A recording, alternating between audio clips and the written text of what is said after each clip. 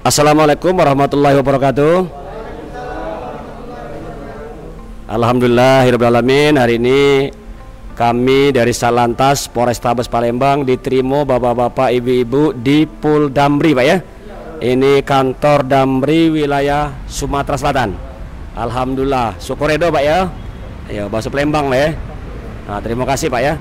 Jadi kami pertama mohon maaf, tadinya Ibu Kanit di Kiasa yang mau hadir karena ada kegiatan sehingga diwakilkan kepada saya, Pak Sopyan dan tim berkaitan dengan sosialisasi sesuai dengan surat edaran dari Satgas Covid nomor 13 tahun 2021.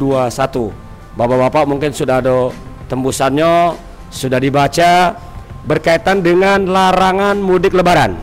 Nah, kalau yang kami baca di poin terakhir bahwa mulai tanggal 6 Mei sampai dengan 17 Mei tidak ada angkutan orang kecuali hal-hal insidentil, angkutan barang, mungkin vaksin dan lain sebagainya. Nah, ini ya.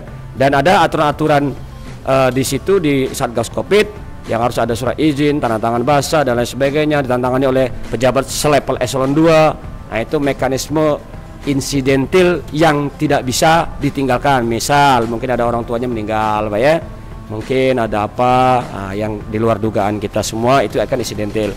Tapi berkaitan mudik lebaran ya, kita sarankan kepada bapak-bapak tolong disampaikan kepada penumpangnya bahwa tidak ada mudik lebaran di tahun 2021 sama dengan yang kemarin 2020 karena berkaitan masih tingginya angka penyebaran COVID-19.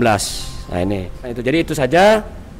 Kami mohon maaf, terima kasih atas waktunya yang diberikan kepada kami. Terima kasih. Wassalamualaikum warahmatullahi wabarakatuh.